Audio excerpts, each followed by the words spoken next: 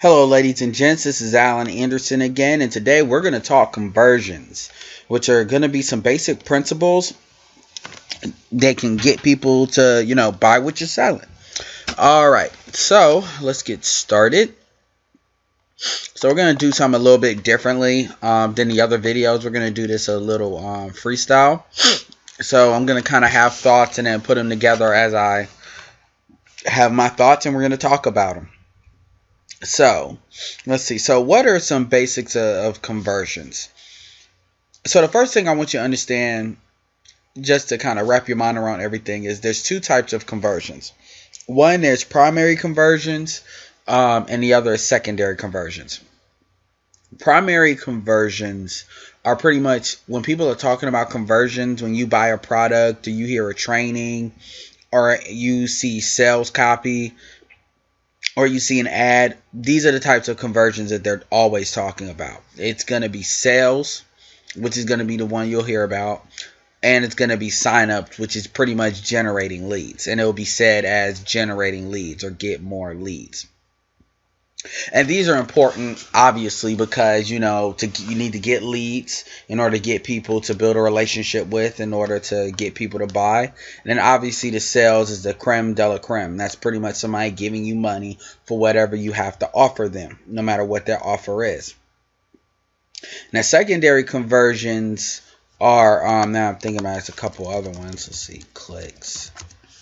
Secondary conversions are pretty much convert things that can technically be categorized under the term conversions, but you're going to hear them in different things. So you'll never hear these said as conversions, but when you're looking at your analytics, so basically when you're looking at information or reports that's telling you what's actually going on within all the web pages that you put out there, even though these may not be signups or may not be sales, this is definitely useful information. I'll tell you why in a second. But the first one is shares.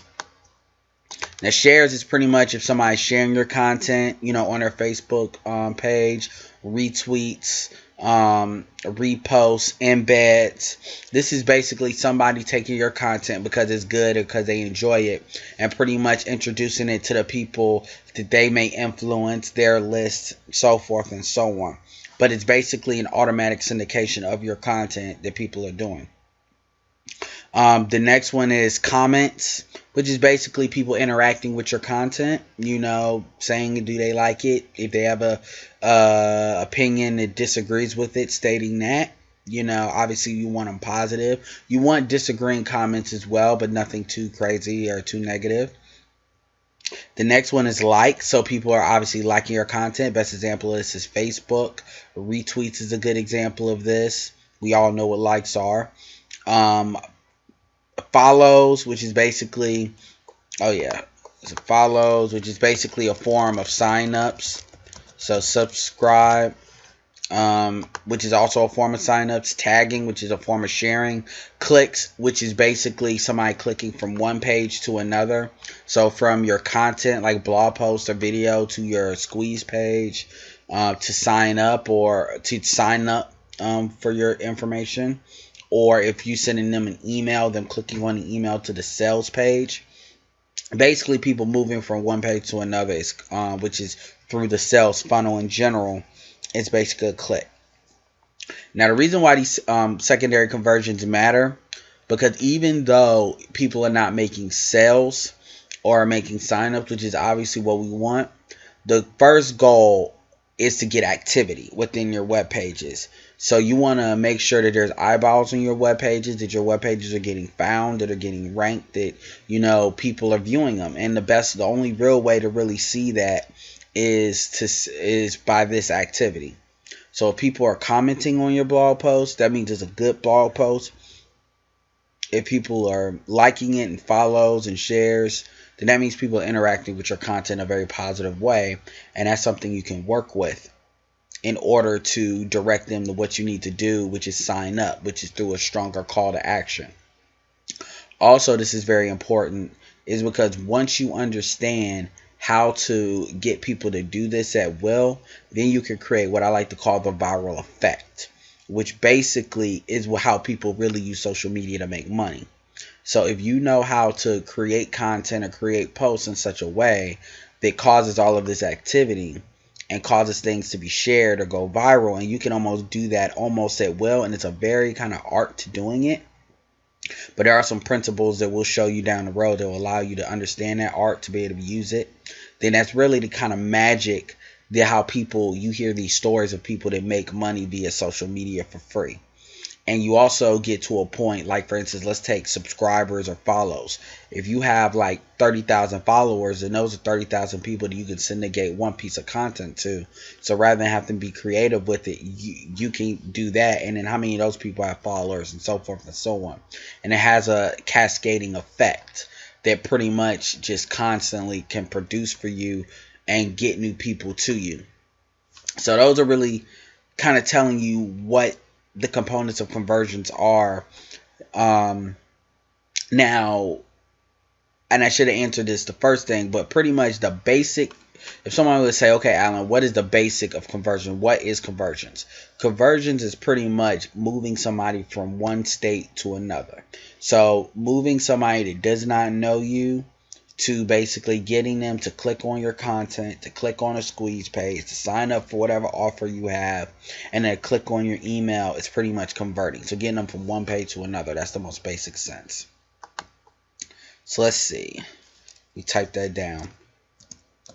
Conversions are getting people to move from one side of your funnel to another side.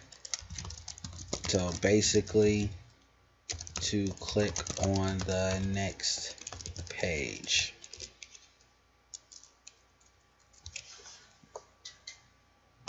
Okay, so let's see. All right, so how to get conversions even when you are just getting started and have not achieved any results yet. Now, this was a big one for me. This took me a long time for me to get around. It's kind of the chicken and the egg question. Which came first, the chicken or the egg? So which came first, the money or the confidence that the marketer had that ultimately made the money? That's kind of the question that I feel like is a big reason why a lot of people fail online before they ever get started. Because quite frankly, you know, if you don't answer this question, this is not a question that's very directly answered. Most information that you buy is not going to be about mindset. It's going to be about how to do this or how to do that or how does this strategy work. But the reason why some people have certain successes and other people don't, even though they're doing the same thing, is quite frankly because they have a better, not only maybe they may be farther along, so they're more technical oriented, but more importantly, it's a hidden factor. And this question is kind of the hidden factor. So pretty much I call this mentality you need to have in order to get started quickly and get to the money. It's called the beta mentality. And what that really is kind of like a hustle mentality in which you kind of do a couple of things. First thing is you understand that you have a lot to offer people even though you have not made money. And the second thing is the initial successes that you get before the money are as valuable as making money itself. So what does that mean? So pretty much you have a lot to offer. Pretty much what that is everybody has a different background. Some people are personal trainers, some people are managers, some people are supervisors, some people are team leaders, some people may have been in the military, some people may have gone to college. Even if you haven't finished school, you've gone to school.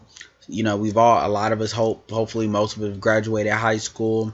People have traveled, people have hobbies, interests, people have things that are confident in, people that they're good at. Everybody has something that they can have a pretty solid conversation, you know, about somebody with confidence or an interest that they have a lot of knowledge about, or a hobby or whatever. And these are things that you can pretty much, that breeds into your personality that is of value. So we take that, we break that down in a questionnaire, and I'll get to that in a little bit. And pretty much we hash all that out, and we use that to create what's called an amplified version of yourself that you can present via content, via blog posts, video, audio, that'll give you confidence to why people should follow you. And then combine that with the fact that you go through all this training. You going through this training, understanding this training, puts you ahead of most network marketers anyway, especially people who haven't made money. Because the stuff you're going to be saying, if you understand it, is going to be hitting a lot of points that questions a lot of people want to answer, which automatically makes you an authority. The second part of that is using your initial successes. Well, when you generate leads, and we'll show you how to generate leads, that's a success. You putting a video out there is a success. You creating a blog post is a success. You creating a blog is a success. Once you create a blog, you're a webmaster.